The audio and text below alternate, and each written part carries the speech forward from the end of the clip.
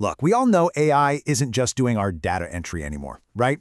I mean, it's writing our emails, it's diagnosing patients, it's literally generating award-winning art. And honestly, it's completely shaking up our sense of place in the world and creating a ton of anxiety about the future.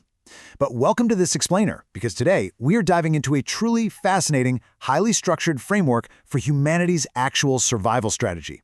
We're basing this entirely on the brilliant 2026 work of Choi Won-hyuk titled Human Survival Strategy Through Correlative Thinking and Hua Zheng in the AI Era. So if you've been sitting there wondering how on earth humanity stays relevant and actually thrives when machines can outcompute us by a mile, you are in exactly the right place. Let's get into it. You know, there's this fantastic ancient Eastern proverb that says, even if the sky falls, there's a hole through which to escape. And honestly, that has absolutely never been more relevant than it is right this second. We are staring down a massive, overwhelming technological tidal wave, and it can feel incredibly daunting. It almost feels like the sky is literally falling on our traditional ways of living and working. But here is the wild part about the philosophy we're unpacking today. It promises that no matter how terrifying or absolute this AI revolution seems, there is a very distinct philosophical escape route for us. We just need to know exactly where to look for it. And we desperately need that escape route, because let's be real, the stakes could not possibly be higher. On the inside, internally, we're staring down the barrel of AI-driven mass unemployment. It's making everyone wonder what their job is even going to look like in 5 years, totally shaking the foundations of the global workforce. And externally, the threat is just as intense. The source text points to extreme geopolitical conflicts, specifically highlighting the US-Iran war as terrifying examples of how global tensions that used to just be lingering possibilities are now being pushed to their absolute limits in this new era. So the billion-dollar question is, how do we actually navigate this double threat of internal economic collapse and external global conflict? Well, the answer actually starts with something completely unexpected, a mathematical proof from nearly a century ago. It's known as Gödel's incompleteness theorems, and it basically states that no matter how perfect a logic might be, there can never ever be a logic entirely without gaps. Now you might be wondering, why does a century-old math theorem matter for us today? Because AI is built entirely on logic. Gödel mathematically proved that even the most advanced, unimaginably powerful artificial intelligence is always going to have fundamental logical gaps. It literally cannot be 100% complete. And that right there, that inherent gap in the machine's logic, that is our escape route. That's exactly where human identity and human intervention become absolutely crucial. Okay, so how do we actually fill those gaps that the AI leaves behind? It all comes down to how we think. See, AI operates almost entirely on analytical thinking. It acts like this giant magnifying glass, always seeing the part before the whole. And yeah, it's undeniably powerful for processing raw data, but it completely misses the big picture. That's exactly why an AI might perfectly optimize a warehouse schedule down to the absolute millisecond, but completely fail to understand why the human workers actually need a coffee break. On the flip side, we have humanity's traditional superpower, correlative thinking.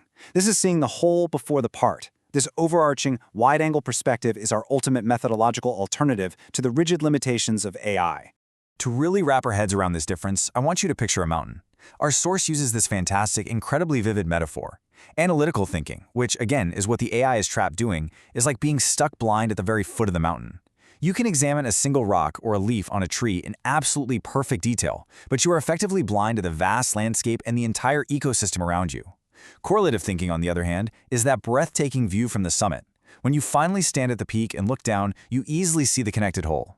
You instantly discover pathways, patterns, and relationships that were completely invisible to the machines stuck down at the bottom.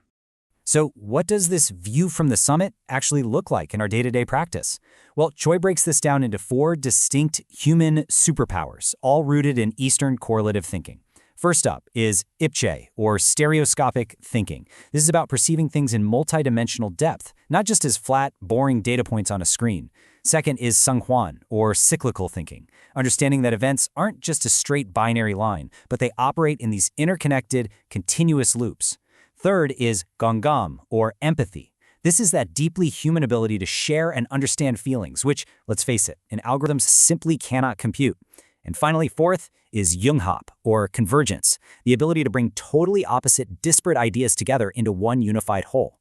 These 4 modes right here, these are our primary tools to outthink the narrow logic of machines. But here is the critical catch. Just having this awesome mindset as an isolated individual, it's not going to cut it anymore. because the development of artificial intelligence acts like an accelerant. It is actively amplifying conflicts between nations, between different social groups, and across economic classes, throwing gas on the fire and generating entirely new, incredibly complex forms of opposition. Because of this, we have to zoom out from our own individual cognitive frameworks. I mean, fighting for your own personal job security doesn't mean a whole lot if the entire society around you is falling apart, right? We need a way to scale this up and apply correlative thinking to the level of broad community survival. And that brings us to the core philosophical concept of Huazheng. Translated, it means the reconciliation of disputes. Originally developed within Buddhist philosophy, Huazheng is exactly what we need right now.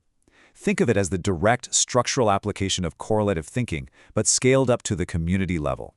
If those 4 human superpowers we just talked about are for your own individual mind, Huazheng is how we apply them to our broader society. It's our designated framework for mutual flourishing and connection, designed specifically to address and neutralize the intense, brand-new forms of societal opposition that the AI era is throwing at us. Now, what makes Huazheng so incredibly resilient is its history of adapting to complexity over time. It actually started out as a simple binary relationship, just dealing with 2 opposing forces, like light and dark, or what ancient thinkers called arising and ceasing versus suchness. But as society and philosophy grew more complex, it evolved into a ternary, or 3-part structure. And eventually it expanded once again into a highly complex quaternary, or 4-part system. The really brilliant takeaway here is that Huazheng naturally upgrades itself. It evolved over centuries to perfectly handle these incredibly complex, multi-layered relationships. So why does all that ancient history matter for our immediate future today? Because it maps directly onto our modern crisis. The massive structural problems humanity is currently facing, the mass unemployment, the severe inequality, the extreme global conflicts, they ultimately stem from the friction between 4 distinct, heavily conflicting economic theories. AI is rapidly pouring gasoline on these fires, accelerating the collision between these 4 paradigms. But because Huazheng evolved into that highly complex 4-part structure we just discussed, it acts as the perfect 4-sided key to untangle and reconcile this exact 4-sided lock of modern economics. When we actually take those 4 human superpowers, our stereoscopic depth, cyclical understanding, empathy, and convergence, and we seamlessly plug them into the 4-gate structure of Huazheng proposed by the ancient scholar Wanyo, boom, we get a highly actionable blueprint for the future. The result is what Choi calls a symbiotic connective economy. This is an economy that isn't based on the ruthless, zero-sum, analytical logic of machines. Instead, it's built entirely on mutual flourishing, deep human connection, and structurally reconciling the disputes that AI threatens to inflame. It's a total game changer. We've covered a tremendous amount of ground today, and honestly, it all leads to one stark choice. Artificial intelligence can and will process the individual parts faster and better than we ever could. That is just a fact. But only human beings can stand at the summit and truly see the whole picture.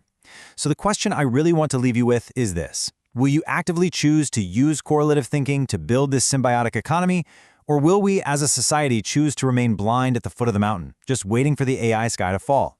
The escape route is right in front of us. It's entirely up to us to take it.